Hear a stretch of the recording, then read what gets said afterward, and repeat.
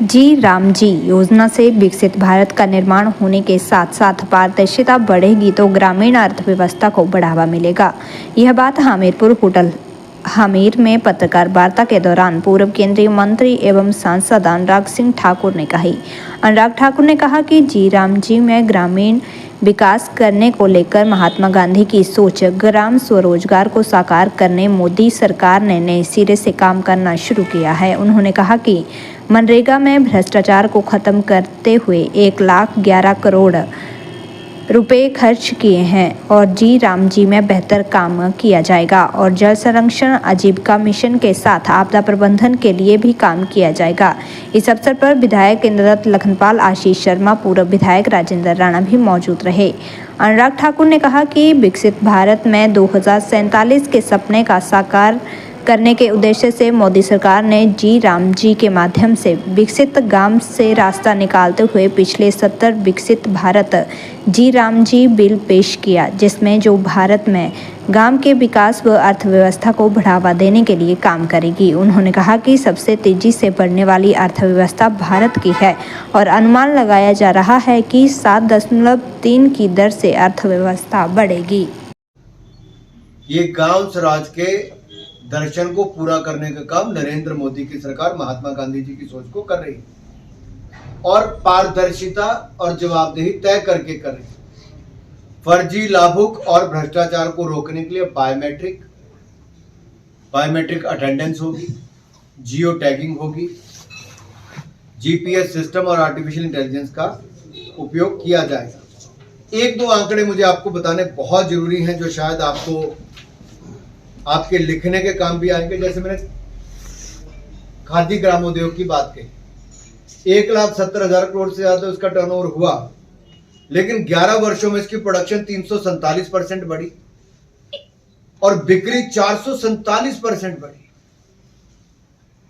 तो देखिए खादी का किसने काम किया।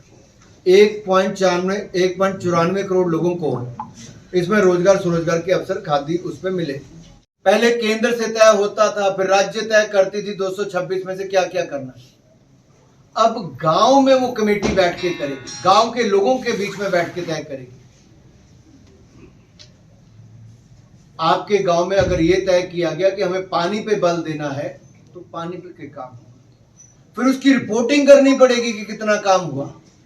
ये हफ्ते के हफ्ते आपको बैठक कर सकते हैं। और जो पहले आपको अच्छे टेक्निकल स्टाफ नहीं मिलते थे, अब इसमें उसके बजट का प्रावधान भी ज्यादा कर दिया गया है। टेक्निकल स्टाफ मिल जाएगा, खर्चा आपका सरकारी जो होता है वो ज्यादा मिल जाएगा, तो आपकी पेपर वर्क भी बेहतर होगा, योजना भी बेहतर बनेगी, उसको लागू भी और बेहतर तरीके से किया जा सकता है। यानी कि आधारभूत ढांचे के साथ साथ आपके रोजगार, आजीविका और सरकारी प्रतिनिधि, आपको जो स्टाफ है वो भी मिल सके, उसके लिए पूरा काम इस पे किया गया है। दिन में आपको आपकी पेमेंट 7 दिन के बाद मिल जाएगी और अगर विलंब होता है तो ब्याज समेत मिलेगी। हमने जी राम जी में एक और प्रावधान किया है, अगर कोई पंचायत आपको आपके गांव में काम नहीं देती है तो बेरोजगारी भत्ता भी मिलेगा। यानी कि काम नहीं दिला पाए तो बेरोजगारी भत्ता आपको मिल जाएगा। यही नहीं साथी, बायोमेट्रिक से आपकी हाजिरी लगे, आपके काम को जियो टैगिंग से जोड़ा जाए, आर्टिफिशियल इंटेलिजेंस का उपयोग किया जाए। इससे क्या होगा, आपके एसेट्स क्रिएट होंगे, गांव में आधारभूत ढांचा सुदृढ़ होगा।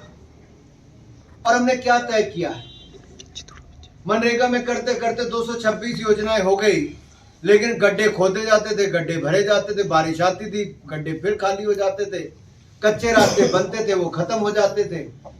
हमने क्या प्रावधान किया है, हमने कहा कि जल संरक्षण पे आपको बल देना चाहिए। सिंचाई के लिए आपने काम करना हो, तालाब के लिए करना हो, जल संरक्षण करना हो, तो जल सुरक्षा पे आपको काम करना है। चेक डैम हो, तालाब हो, इसके ऊपर आप खूब पैसा खर्च कर सकते हो।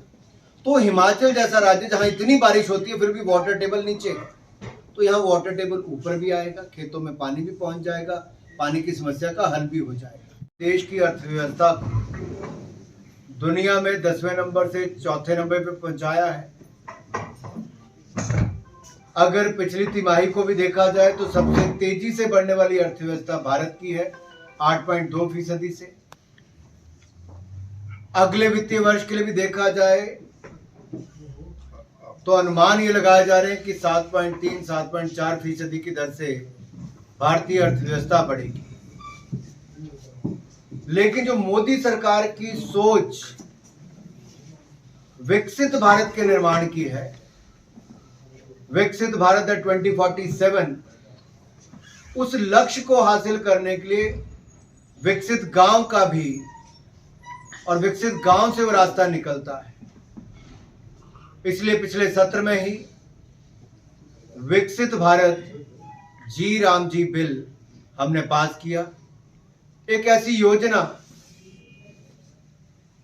जो भारत में गांव के विकास और गांव को विकसित बनाने के लिए एक अहम भूमिका निभाने वाली। उस पे विस्तार में उल्लेख करने से पहले मैं एक बात बताऊं कि गरीब और गरीबी कांग्रेस की राजनीति के दो पहिए हैं। गरीब गुर्बत में रहे और कांग्रेस सत्ता में रहे। कई दशकों तक ये गरीबी हटाओ का नारा लगाते रहे, गरीबी नहीं हटी, गरीब मिट गया। लेकिन मोदी सरकार आने के बाद, एनडीए सरकार आने के बाद, भाजपा की सरकार आने के बाद 25 करोड़ गरीब गरीबी रेखा से बाहर आए हैं। आंगनवाड़ी भवन है, पंचायत भवन है, इन पे भी पैसा खर्च हो पाएगा। तीसरा है आजीविका के लिए, हाट बाजार बनाने हैं, गोदाम बनाने हैं, ट्रेनिंग सेंटर बनाने हैं। इन सब के लिए आप उस पैसे को खर्च कर सकते हो। मान लो मैंने एमपी का पैसा दिया, आप उसको भी मिला लो और जीराम जी का पैसा भी जोड़ लो। विधायक जी ने पैसे दिए, उसको भी लगाओ, जीराम जी को भी जोड़ लो, या अकेली जीराम जी से अपनी योजनाएं शुरू कर लो। तो आजीविका के सेंटर भी बन जाएंगे, ट्रेनिंग सेंटर बन जाएंगे, अनाज के गोदाम बन जाएंगे। आप देखिए फल फूल सब्जियां देश में लगभग 40% खराब हो जाती पेरिशेबल गुड्स। समय रहते ना मंडी पहुंचे तो बर्बाद, किसान रोक ले और बर्बाद हो जाए तो उसको पैसे नहीं मिलते। गोदाम बन जाएंगे तो मुंह मांगे दाम किसान को मिलने शुरू हो जाएंगे।